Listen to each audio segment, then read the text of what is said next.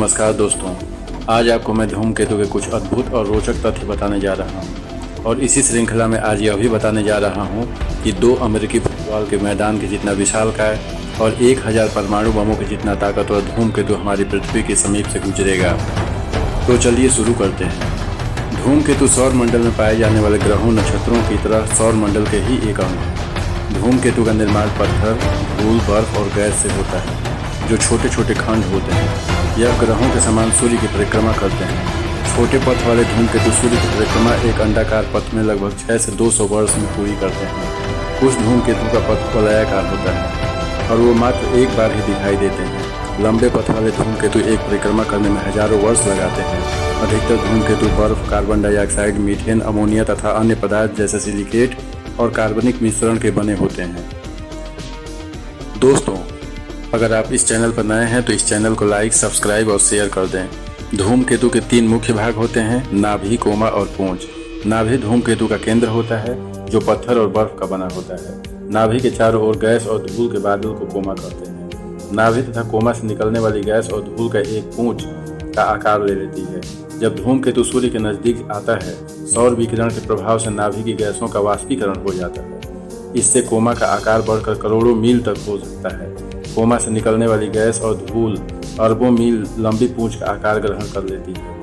सौर हवा के कारण यह पूंछ सूर्य से उल्टी दिशा में होती है। जैसे जैसे धूमकेतु सूर्य के नजदीक आता है, पूंछ का आकार बढ़ता जाता है। पौराणिक मान्यता के अनुसार धूमकेतु का आगमन अपशकुन लाने वाला माना जाता था। कुछ लोगों ने इसे गिरते तारे की संज्ञा भी दी थी। अरस्तु ने अपने प्रथम पुस्तक मीटियोलॉजी में धूमकेतु की चर्चा की थी। पहले के कई बुद्धिजीवियों ने इसे सौर मंडल के ग्रहों के रूप में मान्यता दी थी, परंतु अरस्तु ने इस धारणा को नकार दिया, क्योंकि ग्रह आकाश में एक निश्चित नक्षत्र में दिखाई देते हैं, जबकि धूमकेतु आसमान में कहीं भी देखे जा सकते हैं। अरस्तु के अनुसार धूमकेतुओं का जन्म पृथ्वी के बाहरी वातावरण में हुआ था।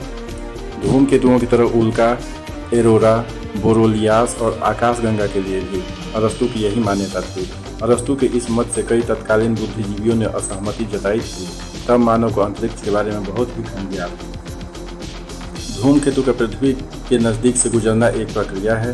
दोस्तों, मैंने कहा था कि आज एक धूमकेतु हमारी पृथ्वी की कक्षा से होकर गुजरेगा, जो कि 2 अमेरिकी फुटबॉल के मैदान के जितना विशालकाय होगा। नासा की एक रिपोर्ट के अनुसार 2 अमेरिकी फुटबॉल ग्राउंड के आकार का एस्टेरॉइड यानी कि धूमकेतु आज यानी गुरुवार को पृथ्वी के करीब से गुजर रहा है। अमेरिकी अंतरिक्ष एजेंसी नासा के खगोलविदों ने 26 जुलाई को 2022 OE2 नाम के एस्टेरॉइड की खोज की थी। यह एस्टेरॉइड 557 से 4246 फीट 170 से 380 मीटर चौड़ा है। इसका आकार 2 अमेरिकी फुटबॉल ग्राउंड जितना या 3 स्टैचू ऑफ लिबर्टी के बराबर है।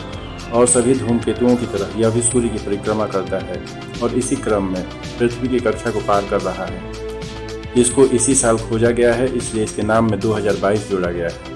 इस धूमकेतु के हमारी पृथ्वी से टकराने की संभावना नहीं है। अब तक तो यह पृथ्वी की कक्षा को पार भी कर गया होगा। क्या आपको मालूम है कि अगर इस साइज का कोई धूमकेतु पृथ्वी से टकराता है तो वह 1000 परमाणु बमों से ज़्यादा एनर्जी रिलीज करेगा।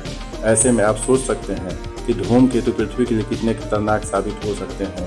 एक बार धूमकेतु पृथ्वी से टकरा गए थे जबकि डायनासोर का युग था और डायनासोर समाप्त हो गए थे। यह धूमकेतु अंतरिक्ष चट्टान 1,15,872 किलोमीटर प्रति घंटे की रफ्तार से आगे बढ़ रहा है। यह पृथ्वी के सबसे पास से होकर गुजर रहा है।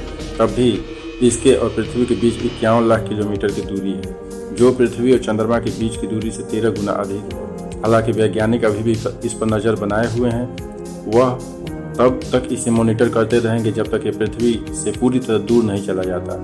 आज रात तक यह पृथ्वी से होकर पूरी तरह गुजर जाएगा। इससे पहले 29 और 30 जुलाई को लगातार 2 धूमकेतु पृथ्वी के करीब से गुजरे थे। इनमें से एक 400 फीट चौड़ा और दूसरा 600 फीट चौड़ा था।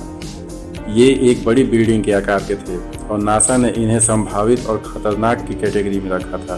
दोनों धूमकेतु एक निश्चित दूरी बनाते हुए पृथ्वी के करीब से गुजरे। आने वाले महीनों में कई और धूमकेतु इसी तरह से पृथ्वी के पास से होकर गुजर सकते हैं। तो दोस्तों, आप डरिए नहीं, इस धूमकेतु से कोई भी खतरा नहीं है। और जानकारी कैसी लगी कमेंट में बताएं और जाते जाते इस चैनल को लाइक, सब्सक्राइब और शेयर कर दें।